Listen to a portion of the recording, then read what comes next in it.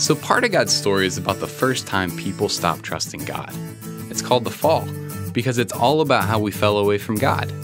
It begins like this. When God was done creating a perfect world, the first two humans, Adam and Eve, got to live as a family in a beautiful place called the Garden of Eden. They explored wherever they wanted and took walks with God. And God took care of them like a loving father. The Garden of Eden was a perfect home. In fact, Adam and Eve were so free they didn't even wear clothes. God wanted everybody to be this free, with no shame or embarrassment. Imagine no death, no secrets, no fighting, no fear, no pain, no loneliness, no anger, no bullies, no sadness, no hunger, no getting left out, no crying, nothing bad, ever. This is God's dream for all of us. But part of being free means we get choices. And the first bad choice happened in the Garden of Eden. See, God gave Adam and Eve one rule. Do not eat fruit from the tree in the middle of the garden. God knew if Adam and Eve ate this fruit, they would think they knew everything good and didn't need God anymore. They would stop asking God to take care of them. And they would know about evil, which means they would hurt each other. Sickness would come. They would get old and eventually die. God didn't want any of that to happen, so he told them not to eat the fruit. Now, you might be wondering why God would even make a tree like that in the first place. Why give Adam and Eve a chance to know how to ruin the perfect world? But remember how being free means we get to make choices? God wants us to choose to obey because we love him, not because we have to.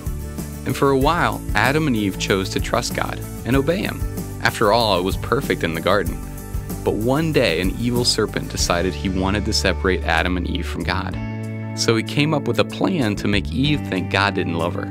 He said, "Does God really love you? If he does, why won't he let you eat this juicy, delicious fruit?" Eve told the serpent what God had told Adam. If they ate the fruit, they would die. The snake told Eve that God was lying. The fruit would only make her smart. Being smart sounded great. So Eve bit into the fruit. It tasted so good she gave some to Adam. He ate it too. Well, they didn't drop dead on the spot, but things started to change. First, they realized they were naked and felt embarrassed. Before eating the fruit, they only felt happy. Then they heard God coming and ran away. They had never run away from God before.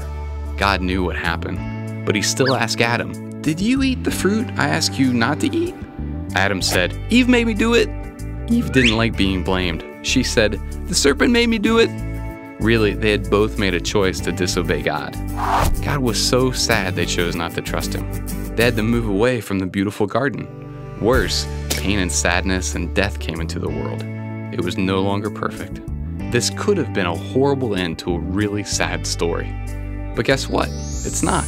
God loved Adam and Eve, and us, so much that he planned a great rescue. Many years later, a rescuer would take the punishment for every bad choice ever made.